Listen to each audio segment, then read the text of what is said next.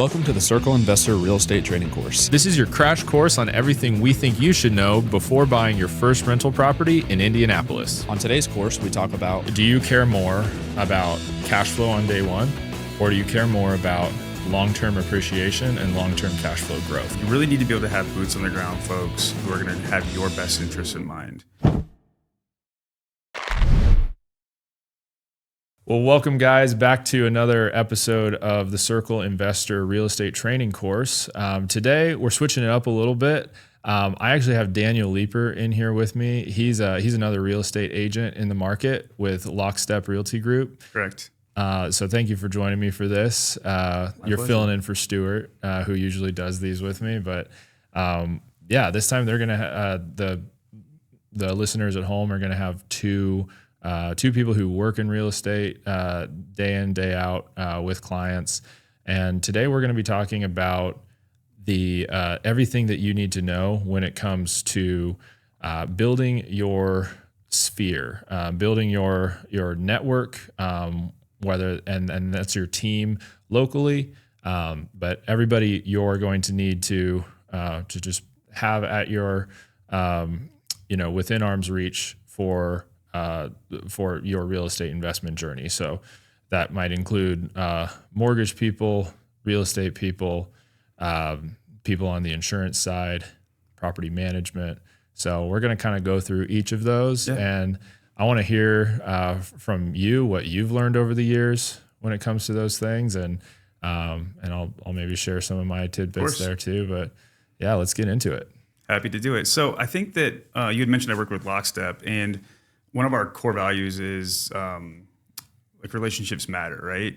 So what I believe that to be true in this sphere in investing and real estate in general is that when you're out there representing a client or representing yourself as an investor, you really need to be able to have boots on the ground folks who are going to have your best interests in mind. The investor sphere oftentimes comes from coastal cities. We've had some investors work with us from overseas. And so when they call you, they're relying on you to be somebody who's not only honest and have, be able to open the door and give them an honest feedback of what the property looks like, but it's also, how do you take care of that client at a high level? Well, you tap into what you've already done all the time with your vendor sphere, your lender sphere, stuff like that, so that when, say a repair needs to be made, you have resources for them. Say they need to make sure that the investment is sound through the lending process, you have a lender that can refer to them. And what makes the process great from my seat is that when I have an issue with somebody that I've sent to them, I typically have a cell phone or even a home address where I can go knock on their door and ask them, hey, what's going on? Or I can pick up the phone and say, hey, can you give me some insight as to what's going on? And then you can be the steady hand and bring it back to to level ground where everybody can get to where we need to go. That was the goal anyway, to get to the closing table. Yeah. So how do you be that steady hand for them? From the real estate agent's perspective, I think that's how we often see ourselves, is kind of like we're the quarterback of the whole team. I always call myself the captain of the ship, but quarterback's good too. Yeah, or whatever, but that sort of image of I'm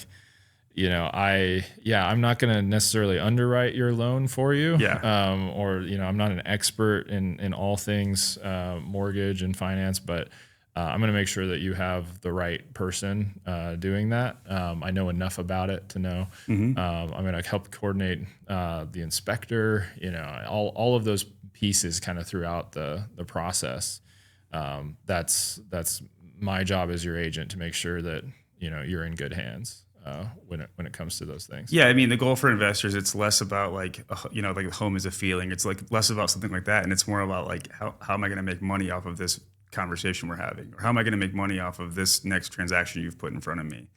And so if you're not able to speak to that stuff in some way, not only from an education level, but also from a personal experience level, you're probably not going to gain a lot of trust from that person. And because there are so many people in our space that are able to help that person with their real estate goals, they're more than likely going to look for somebody else who can. Totally. And because I'm an investor myself, you're an investor yourself, it's easy to, I wouldn't say easy, it's easier to speak to the experiences that you've had. You can talk about the unexpected costs of owning a duplex, or you can talk about why an inspection might not be perfect, but it's okay. Yeah. let's get through this together, and I'll explain to you why that is okay and why this is a long-term play for you. Yeah. Yeah. Yeah. Especially being able to have that long-term perspective of, I mean, as we both invested in real estate ourselves, but also worked with lots of investors, and knowing that, I mean, how many people call you and say, like, my number one priority is I need a deal that cash flows on day one, a positive cash flow. Sure. Like, that's all I care about. Yeah. Well, that's a good thing to care about, for sure. It's good to care about cash flow. That's an important thing. But if it's all you care about, let me show you a lot of properties in D-class areas, because on paper, they're going to have the best, rent to price ratio. But if we're not looking at that property properly mechanically, or considering the location and the quality of area, like that's also going to impact you, and that's something that people can speak to from experience of owning rental properties. I'll ask you a question back. When somebody says all they care about is profiting from day one, do you typically have a follow-up question pretty quickly? So I'll frame the question as, do you care more about cash flow on day one, or do you care more about long-term appreciation and long-term cash flow growth? So that's kind of what I was getting at. Like, Yeah. If you have an investor who's calling you and they ask that question, sometimes I question if they are educated in the space. Yeah. Because I think for me and the investors I typically work with, it's a longer term play. And so when they're talking about day one stuff, it does give me a little bit of pause to start asking some more fact finding questions around, hey, tell me more about like your background in what we're talking about right now. Sure. And I think that will qualify you as an agent, but also will qualify them as an investor. Yeah. Yeah. I tend to be kind of a little more open-handed, or just, I don't know about more, but I've always kind of been open-handed with the clients I'll work with on the investment side. Now there's obviously there's limits to my patience, but I work with a lot of first-time investors. So people that they might own their own home, or they might live in New York or California where it's not feasible for them to own a home, but it's very feasible for them to own a duplex in Indianapolis. I'm all for that. I think everybody should invest in property, and I think if you're doing it right, growing wealth through real estate is a great avenue to do it in. So I'll work with people that I know are very green behind the ears, that have to have to learn. So that's why I have that kind of framing question, because I know that a lot of the people I'm talking to, they actually didn't know that they had to choose. They were like, oh no, I wanted to cash flow from day one. Both things. Both things, please. Yes. And of course we all would. Yeah. But that's like kind of a good, to me, that is the first like kind of litmus test I'll give is, which one do you, and it's always interesting to hear how people answer that, because it'll tell you like what their priorities are. And some of them are like, well, honestly, long-term appreciation, I'm okay with that if that's kind of minimal. Like my biggest thing is cash flow. And as long as you have some, let's go look at some C and D class duplexes. Like if that's your bag, like you've got plenty to choose from. So, but at least then there is some, I know that there's actually some resolve with like, yeah, this is my approach, as opposed to a first-time investor that's like, I heard this is what I'm supposed to do, and I'm like, okay, this might not actually be what you want. Yeah. So like it gives me the opportunity to have that. Yeah, and those questions when you say, tell me more, those questions allow you to then align your goals with their goals, and you being the professional can say, hey, I know what you said. Maybe they said they wanted to own a duplex or whatever. I know what you said, but I think maybe you're better off looking at maybe a single family or a couple single families, and here's why. And now you've given some qualifier questions to them, and you've formulated an opinion on what they want their portfolio to start looking like, and then that allows you to educate them on not only the process, but like something to maybe think about beyond what they've told you. A lot of people will find you or me, of course, through word of mouth, but on a podcast or they listen to bigger podcasts or something like that, and they think they know what they're talking about, and so they come to you with questions that are given to them through whatever their channels are, and then it's kind of your job to figure out if they align with what they actually can afford to do or want to do. Yeah. If that makes sense. Yeah. So a lot of the people that I'll have initial discovery calls with, it's figuring out like what have you been told? Yeah. And where's your knowledge about, real estate investing in general and also our market, and, how much does that align with what I can tell you? I know we're talking about investing specifically, but I think that question of tell me more, or you called it a discovery call, I think that can be applied to anything any clients we're going to work with in this space. It just allows you to formulate more of like, hey, this isn't a one size fits all situation. It's not really rinse and repeat in a lot of ways. I can apply some of what I've learned from another client to our relationship. But if I can find out more about your situation specifically, the better I can tailor my services to what you need and how I can make you, find a winner. Yeah. That's very true.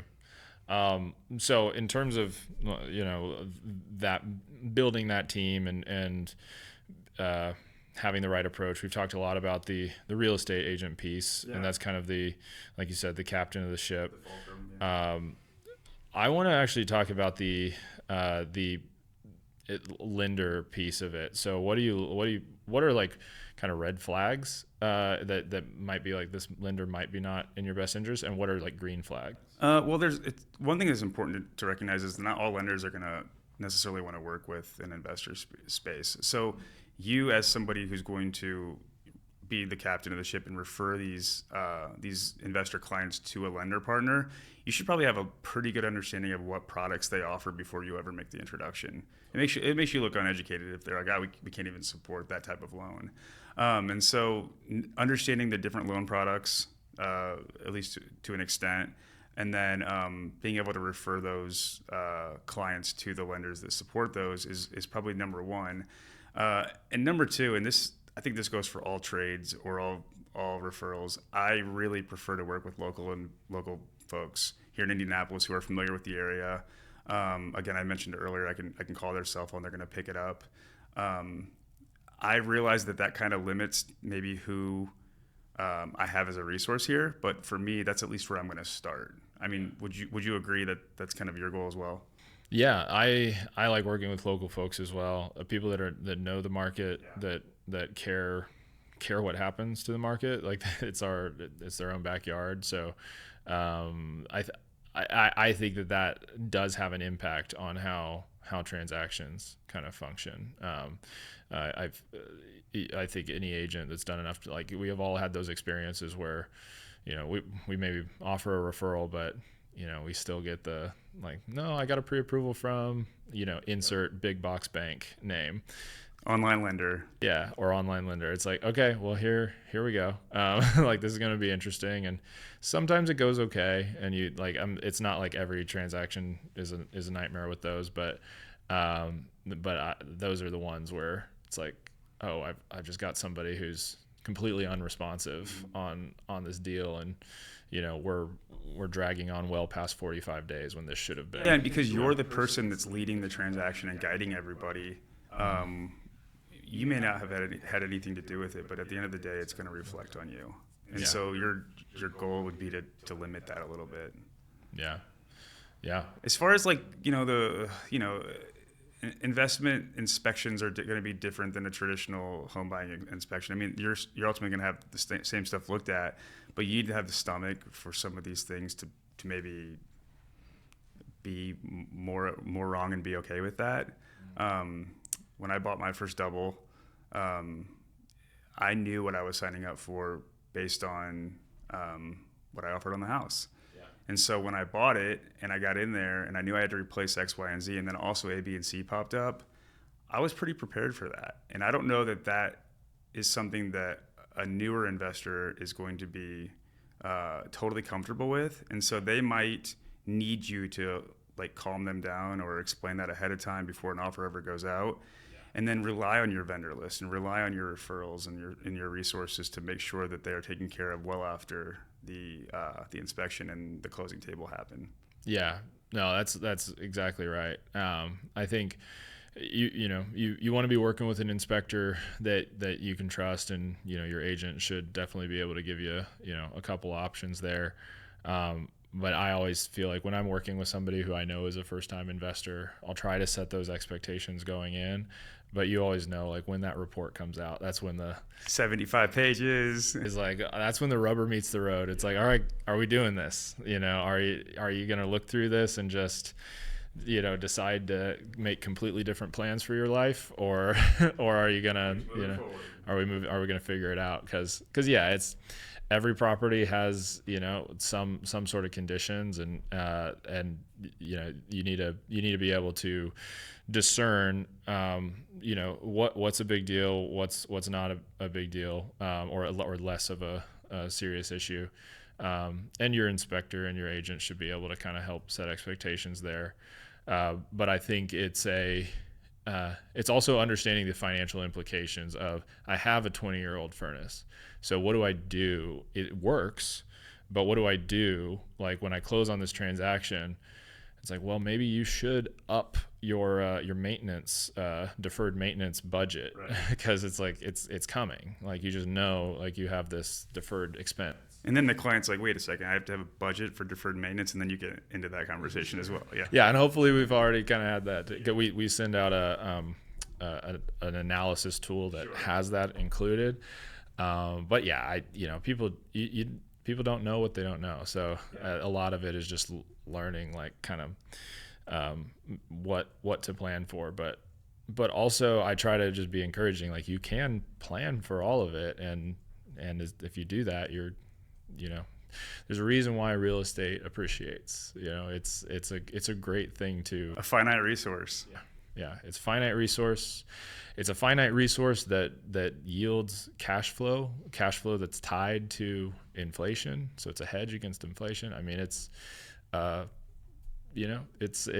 solid place to be. If you can get over the fear of all of those, like, those things, those unknowns, and we're not asking anybody to shoot from the hip, but also understand when an estimate is okay, and just move on. Well, I think this has been we've got a really good rundown here. I know you've got to run because you've got some showings to do. Real estate work, real estate calls. So thank you for coming in, doing this talk with me, and we'll definitely have to have you back for a full episode here soon. Looking forward to it, man. All right, man. Thank you. Great. If you learned something from today's course, please give us a 5-star review on Spotify and like the episode, and subscribe on YouTube. That really helps us out. If you think someone you know could benefit from the things you've heard today, please share it with them. You can check out our full library of episodes and courses wherever you get your podcasts. If you have any suggestions for future topics, please shoot us an email at thecircleinvestorpod@gmail.com. That's it for today, but join us next time on the Circle Investor Real Estate Training Course.